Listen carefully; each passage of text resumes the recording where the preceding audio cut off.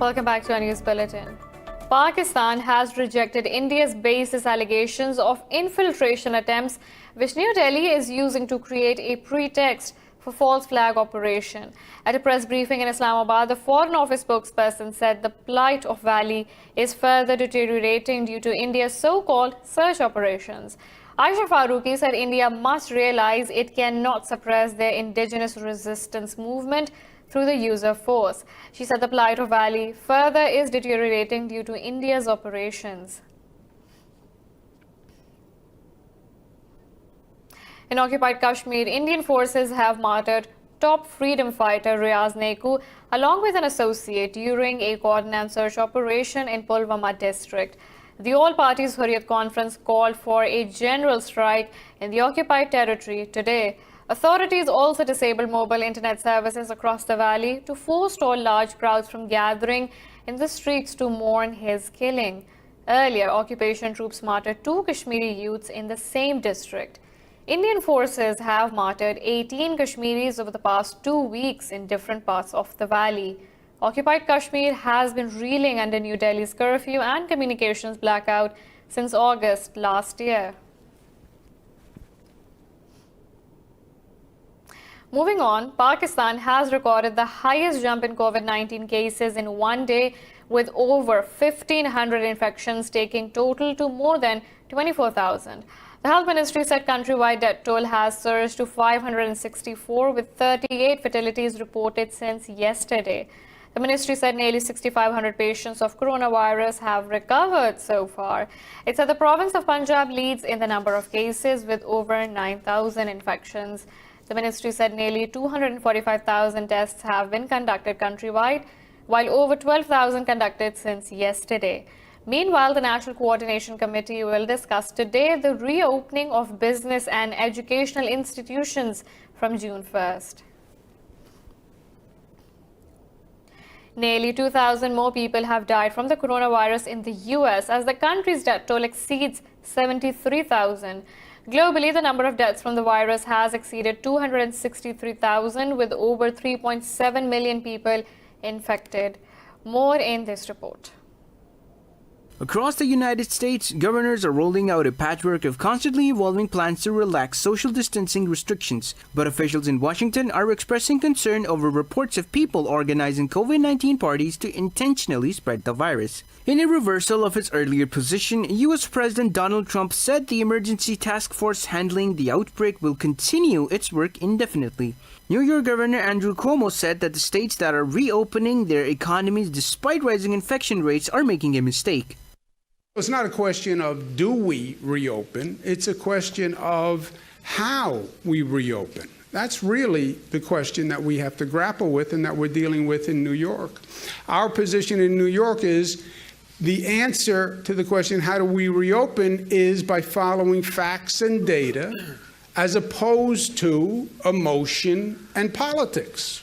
Brazil's health minister says for the first time that lockdowns may be needed in the country as daily cases and deaths hit new highs. The country's Senate approved $10.5 billion aid package for the nation's cities and states. The World Health Organization says strong and resilient health systems are the best defense against pandemics, and now is an opportunity to lay the foundations for resilient health systems around the world, which has been ignored for long.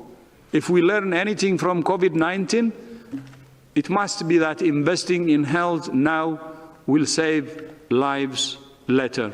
South Korea's largest airline says it will resume some of its suspended flights to North America, Europe, and Asia next month. China has reported only 2 new coronavirus cases, saying both are imported.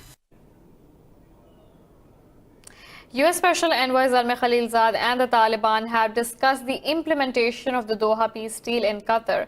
The group spokesperson Suhail Shaheen said Chief Negotiator Mullah Baradar Khan led the Taliban delegation. The spokesperson said the meeting also focused on the speedy release of prisoners and intra-Afghan talks.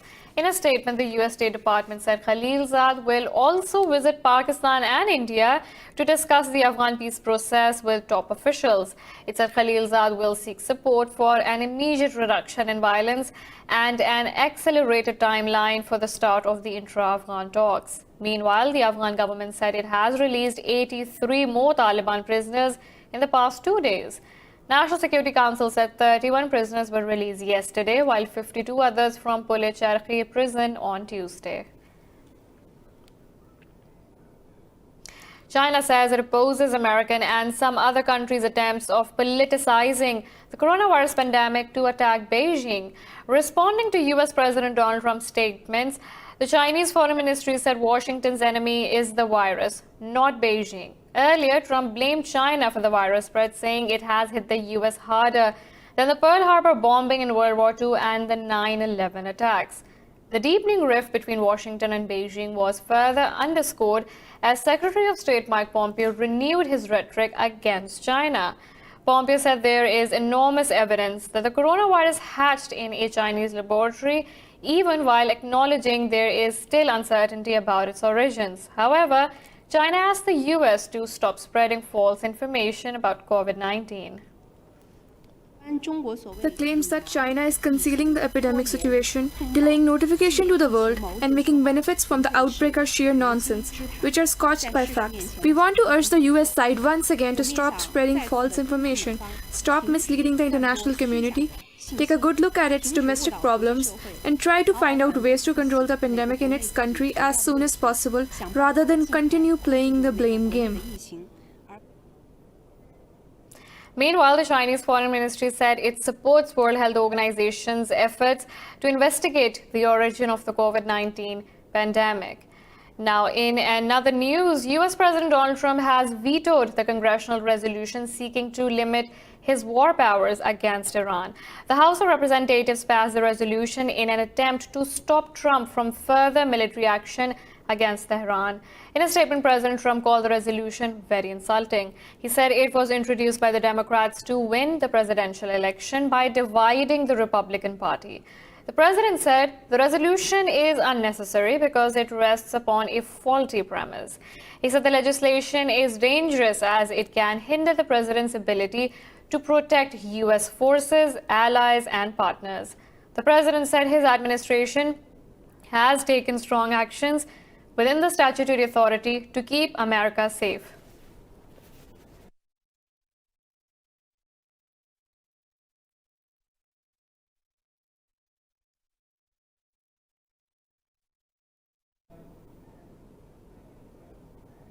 Israel's Supreme Court has allowed Prime Minister Benjamin Netanyahu to form a government despite corruption charges. The top court also ruled that Netanyahu's coalition deal with former political rival Benny Gantz does not violate the law. In its verdict, the top court said it does not find any legal reason to prevent Netanyahu from forming a government. It said the deal between former rivals is unusual, but there are no grounds for interference in any of its clauses. Earlier, Netanyahu's Likud party and Gantz's Blue and White said they will hold a swearing-in ceremony on May 13th. Iraq's parliament has approved the cabinet of Prime Minister-designate Mustafa al-Kadhimi after 6 months of political uncertainty in the country. The parliament approved 15 ministers out of a prospective 22-seat cabinet in a vote of confidence. Ministerial candidates for the ministries of Justice, Displacement and Migration, Agriculture, Trade and Culture and Tourism were rejected. Voting on the oil and foreign ministries was postponed because no candidate was determined. Al-Kadhimi and the 15 approved ministers were sworn in Parliament. Iraqi President Barham Saleh appointed Al-Kadhimi as Prime Minister-designate on April 9th. According to the Iraqi constitution, Al-Kadhimi was required to form a government within 1 month. UN agencies have called for efforts to protect migrants and refugees undertaking dangerous sea voyages to flee persecution. The bodies referred specifically to maritime movement of migrants and refugees in the Bay of Bengal and Andaman Sea in South Asia. The persecuted Rohingya community of Myanmar constitutes the largest proportion of these refugees. In a joint statement, UNHCR and the UN Office on Drugs and Crime said 5 years on from the 2015 boat crisis in the Bay of Bengal, a similar tragedy is unfolding once more. It said they are deeply concerned by reports that boats full of vulnerable women, men and children are again adrift in the same waters. They urged countries to expand search and rescue efforts and ensure safe and humane conditions for refugees and migrants. Rohingya rights organizations have repeatedly appealed to countries in the region to show compassion to the distressed Rohingya. The U.S. military says it killed 132 civilians and injured 91 others during its global operations in the year 2019. In a report, the Pentagon said these figures are from U.S. military operations in Iraq, Syria, Afghanistan, and Somalia. The Pentagon said no civilian casualties were identified in the operations in Yemen and Libya last year. It said most victims were in Afghanistan, with 108 deaths and 75 injured. The Department of Defense said it takes responsibility for the deaths of 22 civilians and injuring 13 in Iraq and Syria.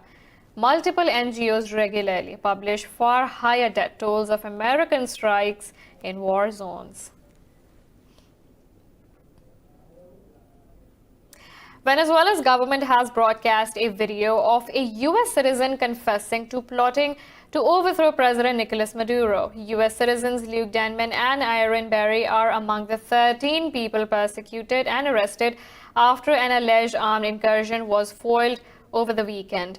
In the video, Denman said his mission was to seize control of the airport and bring in a plane to fly Maduro to the U.S.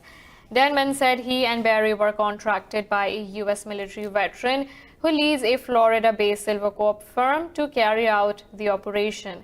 Venezuela said it will seek extradition of Jordan Godero, who has admitted involvement in the operation. Earlier, U.S. Secretary of State Mike Pompeo said Washington will use every tool necessary to free Americans held in Venezuela. Washington has also denied its involvement in the failed armed incursion. Nigeria says its forces have killed at least 343 Boko Haram militants during military operations conducted within 6 weeks. The defense headquarters said key leaders of the group were also killed in the operations. In a statement, the defense authorities said several other terrorists suffered gunshot wounds. It said most of the Boko Haram's logistics installations and networks were destroyed. Authorities said 16 informants and logistics suppliers were arrested in this period. They said some Nigerian soldiers also died and others were wounded in action. Kenya says the toll from the floods and landslides caused by heavy rains has surged to 194. The government says heavy downpours during the rainy season have wreaked havoc all across the nation.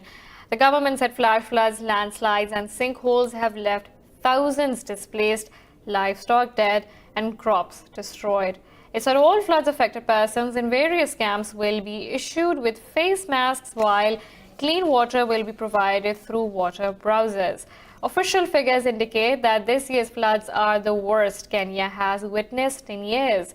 Authorities have urged residents to move to higher ground and allow the construction of proposed dams and dikes by the government as a long-term solution.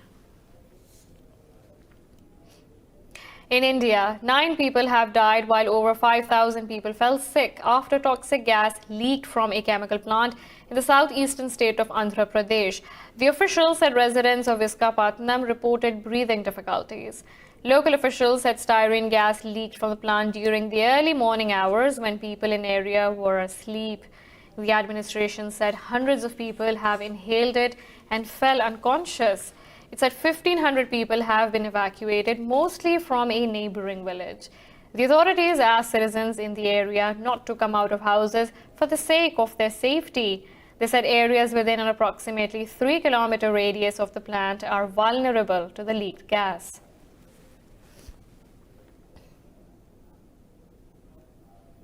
In more news from India, more than 80 border security force personnel and hundreds of police officers have tested positive for the novel coronavirus, raising alarm for stretched force. A senior BSF official said a total of 154 border security force personnel have been affected.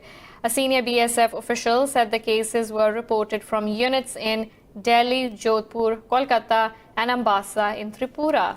Meanwhile, police in western state of Maharashtra said the number of cases has nearly doubled in the offices there in the last week. They said over 450 officials from the state police force have now tested positive and 4 have died due to the virus.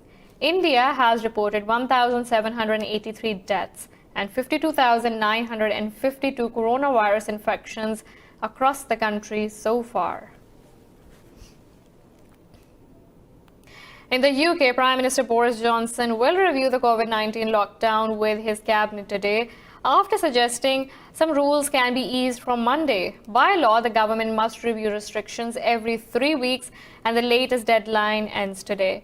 Johnson will address the nation over the weekend to outline plans for the next stage of the lockdown. It is understood the stay-at-home message could be scrapped, with ministers keen to restart the economy.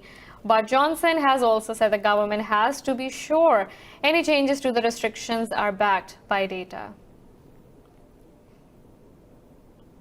It would be an economic disaster for this country if we were to pursue a relaxation of these measures now in such a way as to trigger a second spike. Johnson also pledged to increase testing to 200,000 a day by the end of this month, as UK became the worst hit nation in Europe. Now, the WHO has warned of the risk of returning to lockdown if countries ending pandemic restrictions do not manage the transition properly. Director General Tedros Ghebreyesus says countries should plan lifting restrictions in a phased approach. Addressing a virtual briefing in Geneva, the WHO chief listed a series of steps needed before countries lift preventive measures. These include surveillance controls and health system preparedness. He also said that it was not possible to return to business as usual when the pandemic eventually ebbs, stressing the need for investment in health systems. Tedros said he will conduct an after-action assessment of the agency's response, but wait until pandemic recedes to do so. He defended the health agency's record on warning about the potential for human-to-human transmission.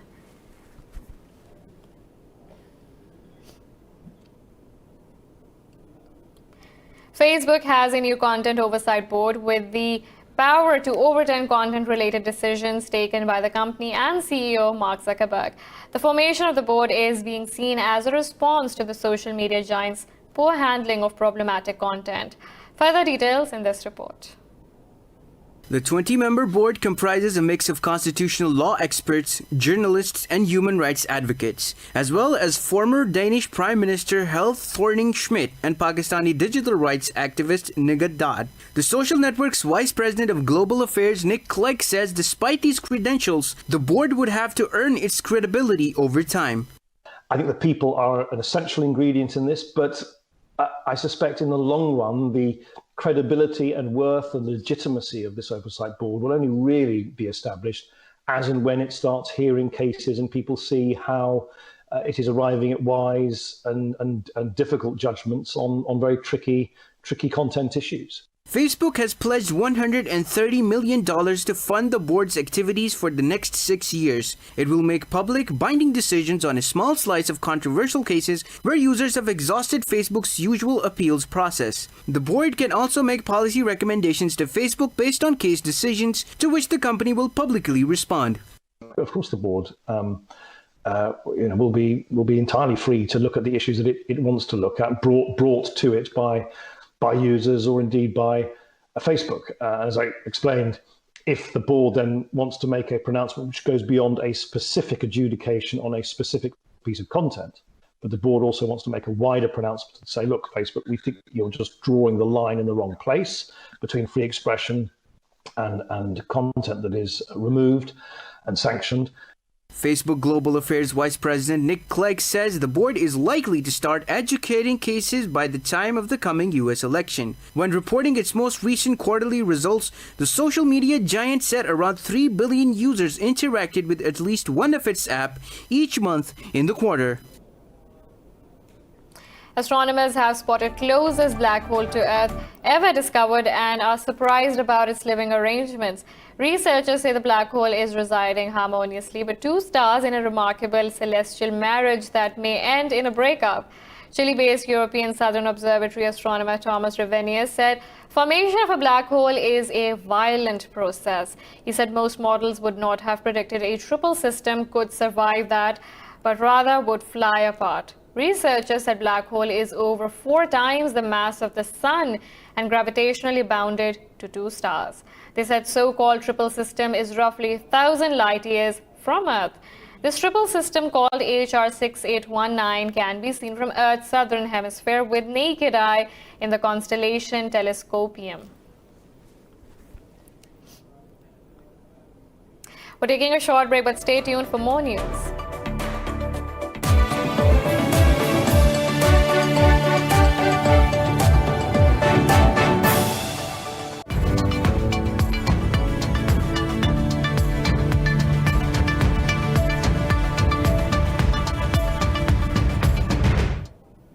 For our top business story, we look at China's exports, which have unexpectedly jumped in April for the first time this year as factories raced to make up for lost sales due to COVID-19 shock. Data from the General Administration of Customs show that exports rose 3.5% year-on-year, defying economists' forecast. But Beijing's imports fell over 14%, signaling trouble ahead as the global economy sinks into recession. The increase was driven in part by rising exports of medical equipment, traditional Chinese medicine and textiles, which include masks. China exported millions of tons of medical products worth over $1 billion in the March-April period.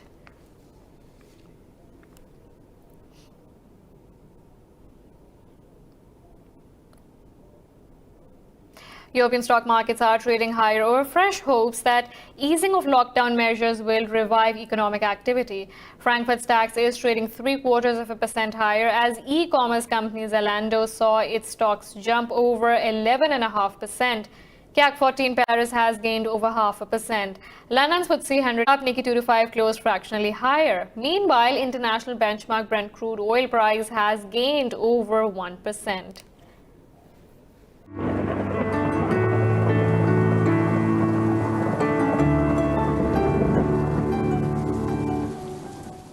Now let's look at the weather from around the globe.